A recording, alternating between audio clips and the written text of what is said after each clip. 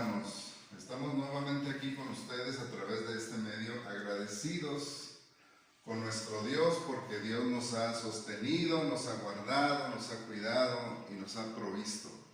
Agradecemos a Dios porque sabemos que cada uno de ustedes han estado bien con el cuidado de nuestro Señor. Y hoy, por tercer domingo ya, estamos compartiendo la palabra a través de este medio. Y les saludamos, les extrañamos, les amamos en el nombre de nuestro Señor Jesucristo. Hoy es el primer domingo de lo que se llama Semana Santa. Hoy sería como el domingo de Ramos. Y quisiéramos compartir precisamente de lo que el Señor Jesucristo nos enseñó y nos mostró a través de su vida en esta última semana de su vida. Saben que los evangelistas ocupan un gran espacio en sus registros para tomar nota de la última semana del Señor Jesucristo, de lo que fue su presentación a Israel como el rey en el Domingo de Ramos, cuando él entró a Jerusalén montado sobre un pollino, sobre un asnito, y hasta el día de su muerte, el día de Pascua, y después su resurrección en el domingo, el primer día de la semana. Así es que vamos a orar y vamos a pedir a Dios su dirección. Padre, enséñanos y edifícanos a través de tu palabra y bendícenos a través de ella y da salvación si es tu voluntad a través de nuestro Señor Jesucristo. En el nombre de Jesucristo te lo pedimos. Amén.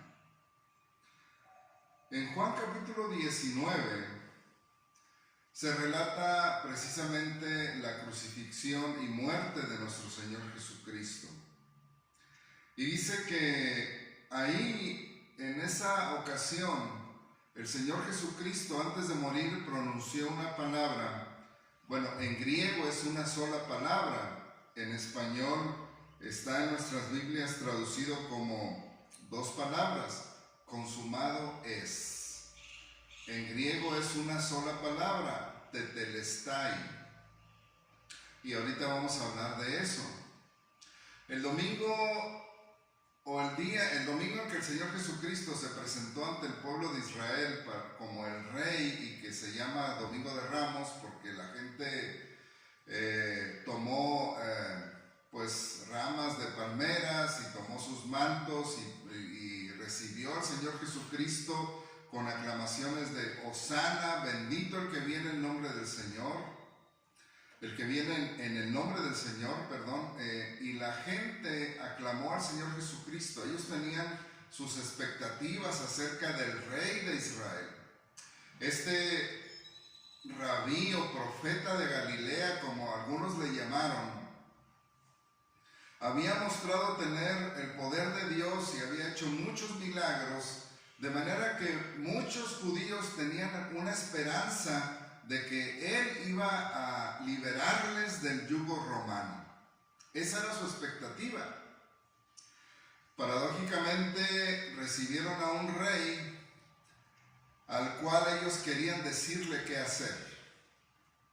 Es decir, querían un rey que hiciera lo que ellos querían, no al revés. Pero bueno, así es el corazón del hombre. Ahora bien, en la última semana de vida del Señor Jesucristo, después de que ese pueblo cantó Hosana al Hijo de David, bendito el que viene en el nombre del Señor, y esa semana estuvieron esperando qué iba a suceder, porque esperaban que quizá Jesús pudiera, con su poder, liberarlos del yugo romano, expulsar a los romanos de la tierra santa, de la tierra prometida. Y ellos estaban profanando, los romanos estaban profanando esa tierra, eso pensaban los judíos, y por eso esperaban que Jesús pudiera echar fuera a los que estaban oprimiéndolos. Y pasó la semana y Jesús no lo hizo, no hizo lo que ellos esperaban, y entonces ellos ellos, decepcionados y desilusionados y molestos, muy molestos, entregaron a Jesús a la muerte y Jesús fue crucificado. Y conocemos el relato de la crucifixión, conocemos los eventos que se narran en los evangelios, cómo Jesucristo fue juzgado con apresuramiento para poder crucificarlo y después fue entregado a los romanos, a los soldados, y cómo lo maltrataron, lo azotaron, lo golpearon y finalmente lo llevaron al Gólgota para crucificarlo junto con otros dos que eran malhechores. Y ahí en la cruz Jesucristo pronunció varias palabras, son 7, pero hoy quisiera hablar de esta palabra que él pronunció antes de morir, que en griego es tetelestai, consumado es. Los que estaban allí entendieron, porque esa palabra era usada en la cultura y especialmente en el ámbito legal en los tiempos del Nuevo Testamento. Y esta palabra era usada en ese ámbito legal, de manera que los que estaban ahí presentes escucharon esa palabra y comprendieron algunas cosas, entre ellos Juan, el apóstol, que registra esta palabra en su evangelio. Porque en los tiempos del Nuevo Testamento, en los tiempos bíblicos, había un proceso legal en el cual los malhechores, por ejemplo, los criminales, los delincuentes, cuando eran juzgados, el juez, el magistrado, escribía un documento con todas las faltas, con todos los delitos que había cometido, y entonces ese documento se registraba. El acusado también tenía que poner su nombre allí, reconociendo que todas esas faltas o esos delitos él los había cometido, y después era llevado a la cárcel, al calabozo, y ahí en la puerta de la cárcel, en la puerta del calabozo, se colocaba ese documento que daba fe o evidencia de todas las faltas de aquel delincuente. Si era un hombre que estaba condenado a morir, entonces se le colgaba ese documento con todas sus faltas, todos sus delitos, y se le llevaba a donde iba a ser ejecutado. Cuando Jesús fue llevado a la cruz junto con los otros dos delincuentes, dice la Biblia que en la cruz pusieron la causa escrita de Jesús, y a los judíos no les gustó que Pilato escribiera: "Este es Jesús Nazareno, el rey de los judíos". Y los judíos reclamaron, protestaron por este documento y le dijeron: "No escribas que es el rey de los judíos, escribe que él dijo que es el rey de los judíos". Y Pilato les contestó: "Lo que he escrito, he escrito". Los otros dos que estaban ahí también eran esos dos eran delincuentes, Jesús no lo era, pero a ellos también la causa escrita se les puso ahí, porque eso era lo que se hacía. En las representaciones artísticas y en las películas solo vemos que en el caso de Jesús se coloca ahí el letrero, pero en realidad a todos los condenados se les ponía la causa por la que estaban siendo ejecutados. Y así era, se escribía ese documento. Cuando el delincuente cumplía su condena, en el caso de que fuera a la cárcel y cumpliera un tiempo de condena, entonces al terminar su condena salía de la cárcel, llevaba ese documento o llevaban ese documento nuevamente con el magistrado, Y entonces el magistrado revisaba el documento y revisaba que se hubiera cumplido el castigo y escribía sobre ese documento la palabra tetelestai. Está consumado, está cumplido, todo está pagado, se pagó la condena. Lo mismo sucedía en el caso de los esclavos.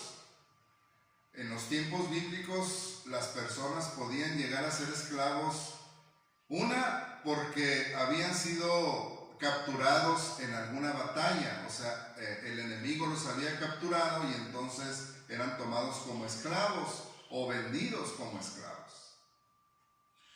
A veces por deudas, también la persona misma, debido a que tenía mucho que pagar, se vendía a él mismo como esclavo y podía así pagar sus deudas, se vendía por un tiempo.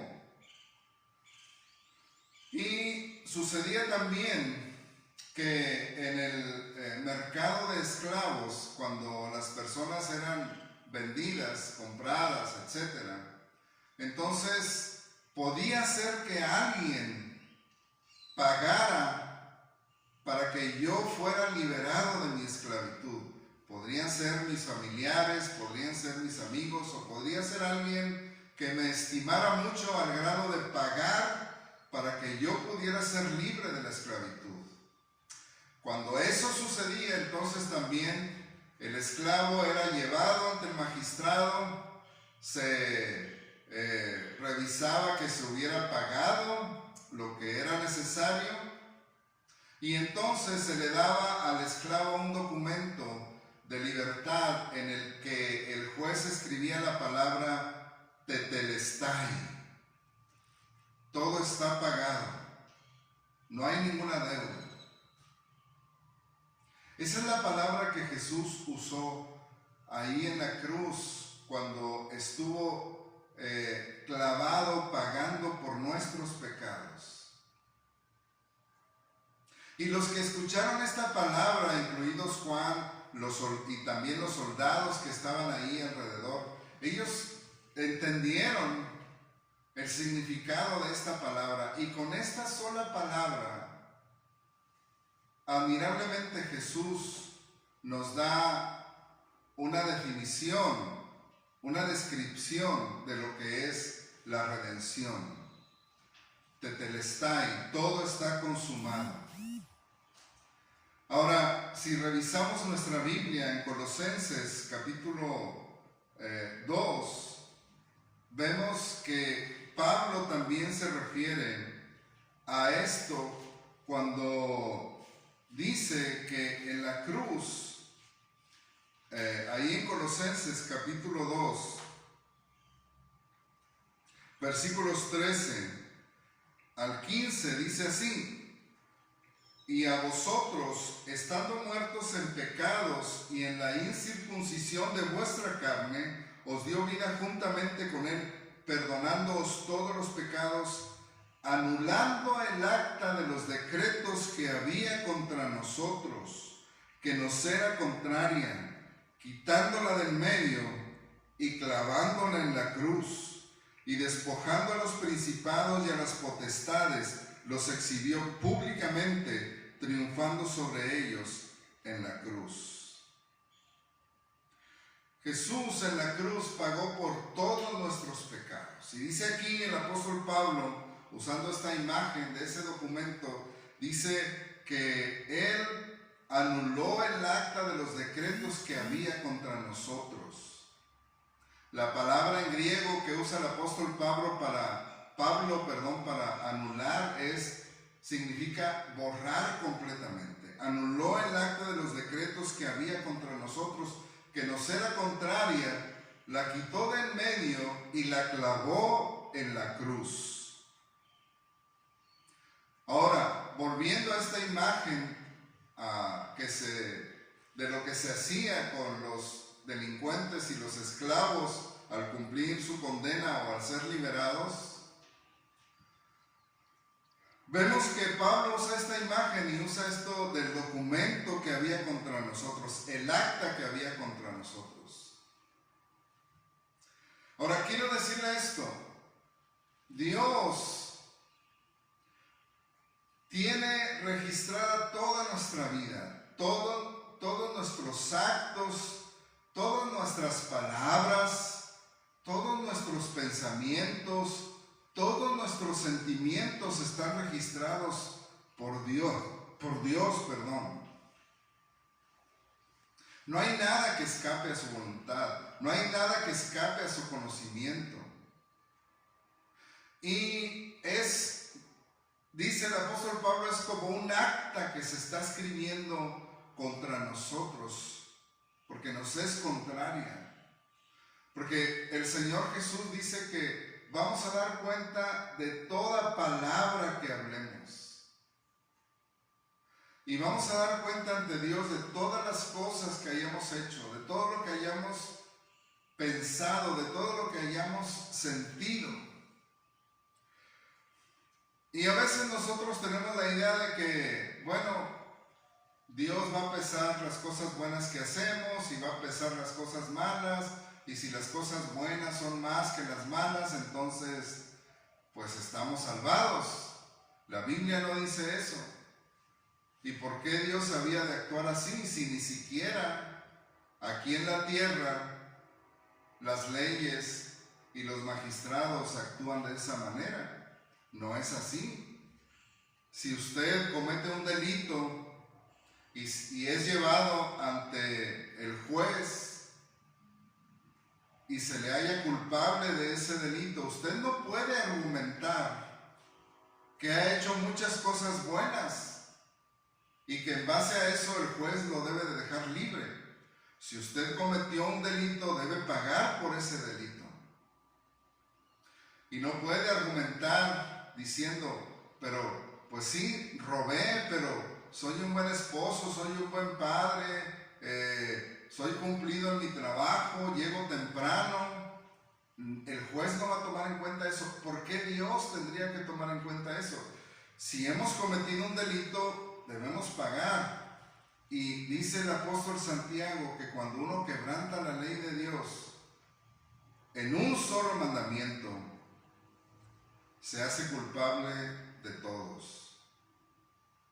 Y dice la Biblia también en el libro de Romanos que por cuanto todos pecamos estamos destituidos de la gloria de Dios, estamos separados completamente de Dios. No hay justo ni aun uno, dice, no hay quien entienda, no hay quien haga lo bueno, no hay ni siquiera uno. Todos nos desviamos, cada cual nos hemos apartado por nuestro camino. Por eso Dios envió al Señor Jesucristo. De manera que todas nuestras faltas, todos nuestros pecados están registrados ante Dios. Hay un acta que se está levantando en nuestra contra y nos condenan. Pero dice el apóstol Pablo que esa acta que estaba levantándose contra nosotros, Jesucristo la tomó y la clavó en la cruz. ¿Recuerdan que eso se hacía con los delincuentes que eran condenados a muerte? Se escribía la causa de su ejecución y se ponía ahí en el lugar de la ejecución. En este caso era una cruz. Así es que todos mis pecados, todos sus pecados fueron clavados ahí en la cruz. Y Jesús por eso pronunció esa palabra, tetelestai. Todo está consumado, consumado es, todo está pagado. No hay nada pendiente. Y dice la Biblia, aquí dice el apóstol Pablo, que aunque nosotros estábamos muertos en pecados, Él nos dio vida perdonándonos todos los pecados. Jesucristo llevó en la cruz los pecados de toda la humanidad. Todos los pecados de toda la humanidad, los suyos, los míos, los de todas las personas. Ahora usted podría decir, entonces todos vamos a ser salvos. No. Porque esa salvación que Dios ofrece, esa redención, ese escribir tetelestai sobre el documento que nos condena, es ofrecido a todo el mundo, pero usted lo tiene que recibir, usted lo tiene que creer. La Biblia dice que el que en él cree no es condenado, pero el que no cree ya ha sido condenado porque no ha creído en el nombre del unigénito Hijo de Dios. De manera que Dios ha hecho en Jesucristo posible que usted salga libre, que deje de ser esclavo, que usted sea completamente perdonado.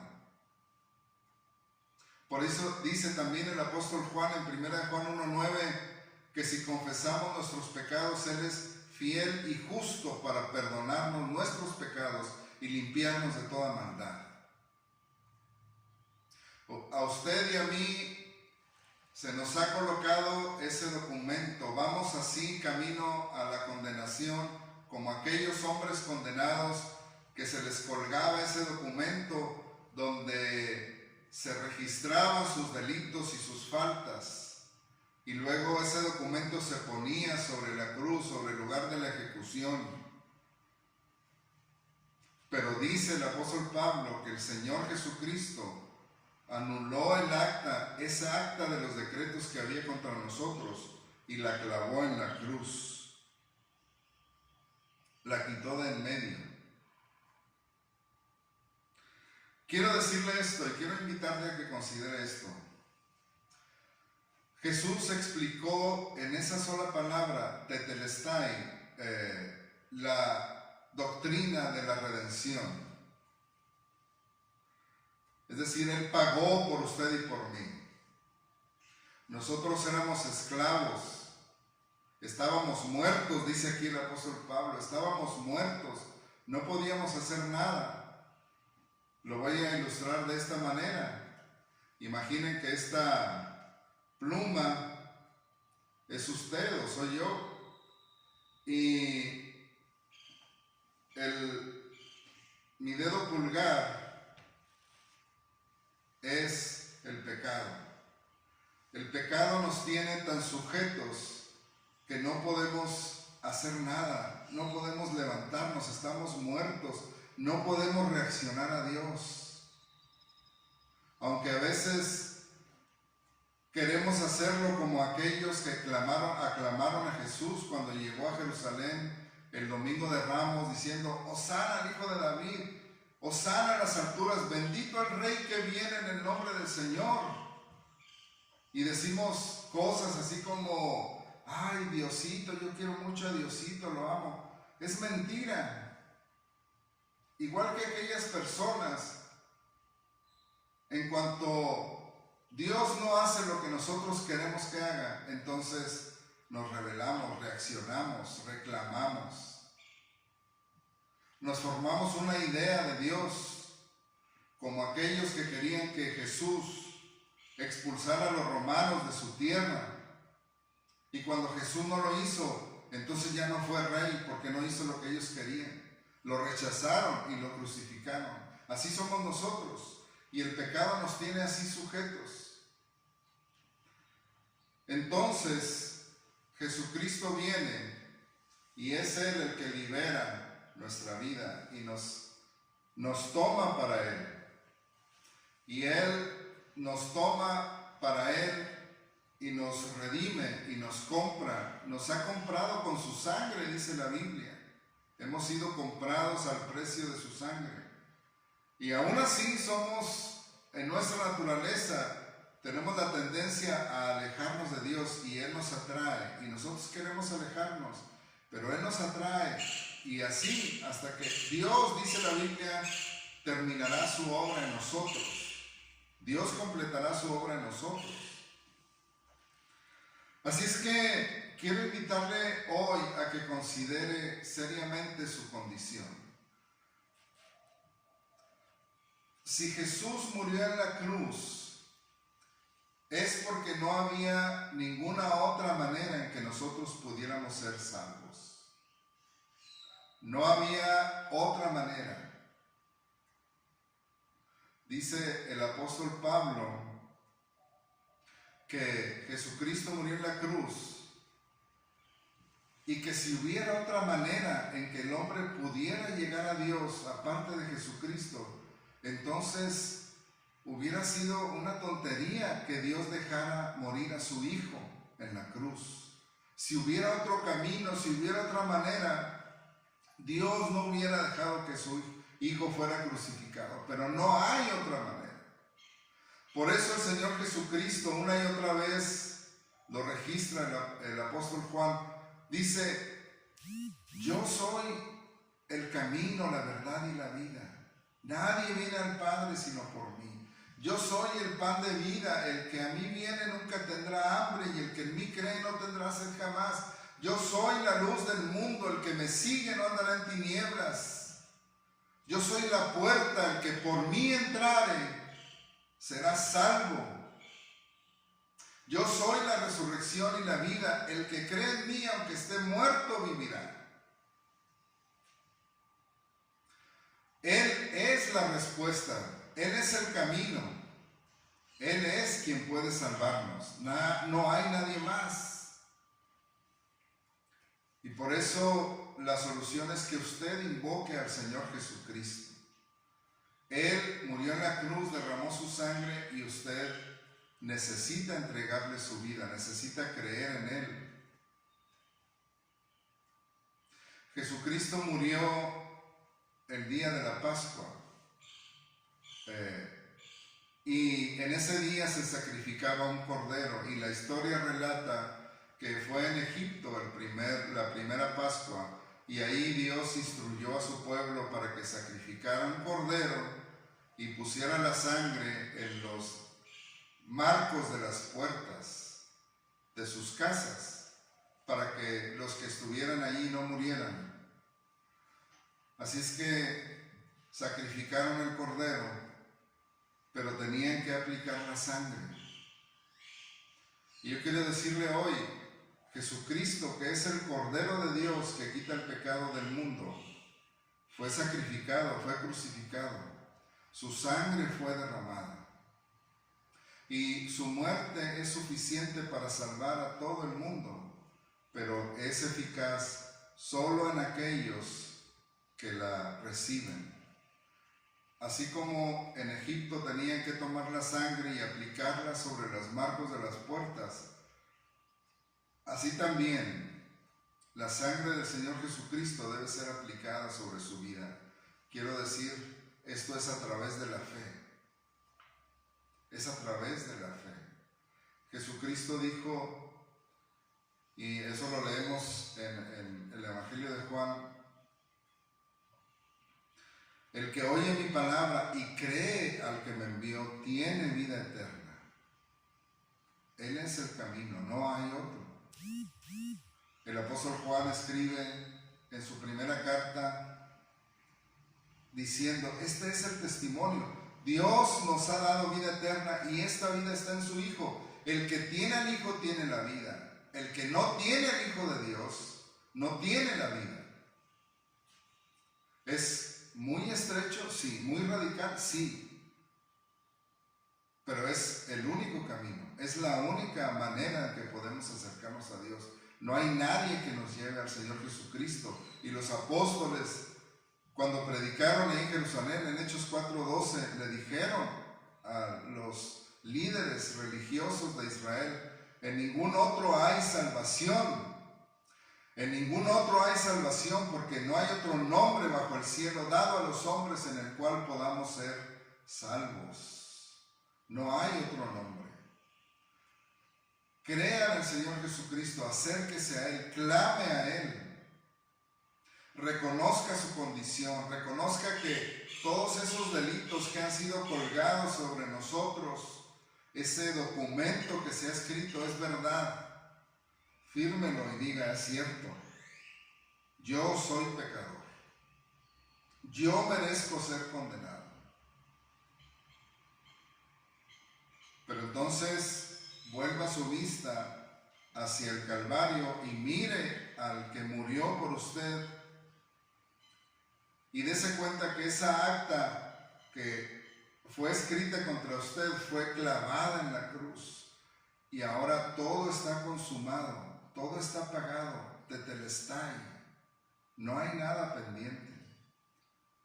Y entonces su vida podrá ser diferente. Yo le invito hoy a que tome una decisión, cierre sus ojos y dígale al Señor: Señor, reconozco, es verdad, soy pecador. He cometido muchas faltas, muchos pecados, he transgredido tus mandamientos muchas veces y soy culpable, merezco ser condenado. Pero hoy he entendido que todos mis pecados fueron clavados ahí en la cruz. Ese documento que se levantaba contra mí y que me condenaba fue clavado en la cruz. Y hoy yo quiero aceptar ese perdón y quiero agradecerte porque Cristo murió por mí en la cruz, pagando por todos mis pecados. Quiero que tú entres a mi vida, que tú, Señor, restaures mi vida, que me hagas la persona que tú quieres que sea, que me des una vida nueva. Dame, Señor, la posibilidad de seguirte, de servirte. Y gracias porque has perdonado todos mis pecados en Cristo. Gracias. Gracias, Señor. Dígale eso al Señor y Él va a responder a su oración. Porque todo el que invocar el nombre del Señor, dice la Biblia, será salvo. Que el Señor le siga bendiciendo, que el Señor le siga guardando, que el Señor le siga cuidando, proveyendo y sosteniendo en este tiempo. Dios les bendiga, hermanos.